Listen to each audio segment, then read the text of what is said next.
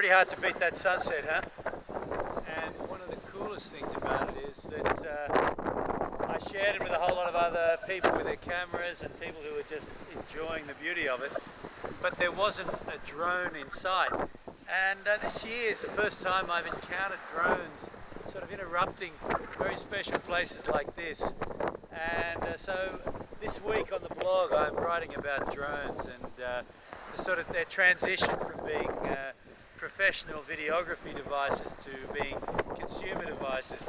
And I think they're pretty heavy-handed, high-impact toys, and I don't think it's a great thing if we get to a point where travelers believe a drone is a kind of essential part of their traveling kit. So check out the blog at rustycompass.com. I'm going to go back and watch the last minutes of this gorgeous sunset in Fremantle, Western Australia.